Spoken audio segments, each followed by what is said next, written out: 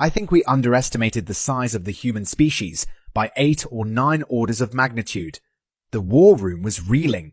The human population had been estimated in the mere 100 billion range. They should barely have had enough of an economy to field 2 light cruisers, least of all the goddamn armada that was ravaging the inner worlds.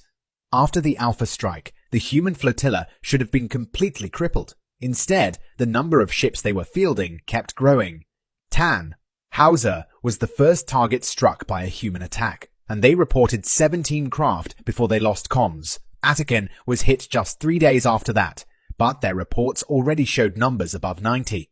Any doubts that the fleet was growing were eliminated when Outpost Baton reported 1217 FDL pings 2 days before the loss of Kira. The number reported was so big it was written off as a sensor malfunction. 25 billion souls lost, all because nobody in the war room could face reality. They were going to face it now. The Kararian in front of them was the primary sensor engineer for the Bataan outpost, a specialist with more expertise in analyzing space lanes than warships. He'd been up for at least the last 2 days, poring over the sensor data, and only now was ready to begin to share his findings. From the pain in his multifaceted eyes, it was clear he was still reeling from the loss of his homeworld. Seeing that he had the room's attention, he began to speak. The translation units, each member of the War Council, had implanted experienced a moment of lag as they struggled to convert the almost musical tonal humming of the Kararian tongue to more common galactic speech.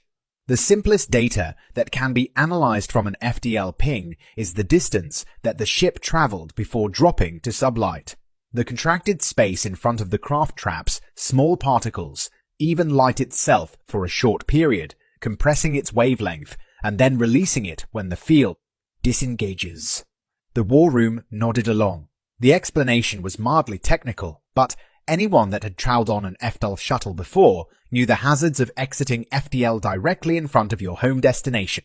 Blasting your home station with a wave of alpha, beta, and ultraviolet rays was hardly a warm welcome. The engineer continued. The issue with this is that we're used to the majority of the ping being in the UV spectrum. We aren't entirely sure what the spectrum of the signals we got from the ships were because Baton Station can only detect up into the low gamma range, but that's still what the majority of the humans' pings were detected in.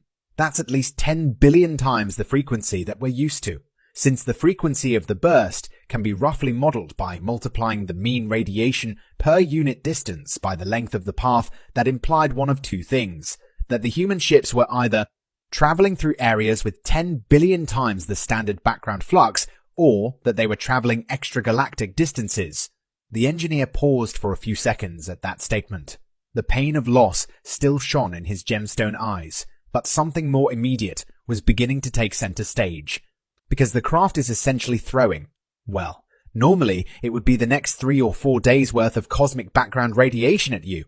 In our case, it's more like several decades. But because it's just giving you an advance on your normal cosmic background radiation, you can track the void in the next several days' worth of background noise to determine the ship's approach vector.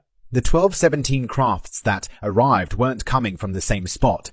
There were actually hundreds of converging vectors, but more importantly, he trailed off, a small 3D model of the local space appearing in the center of the holo table. A spiked ball of vectors protruded from the galactic disk, each piercing cleanly through his former homeworld. His voice cracked a little, the hum turning into a hiss. The translator tech paused a moment too, struggling to convey the subtle emotional cues into the message.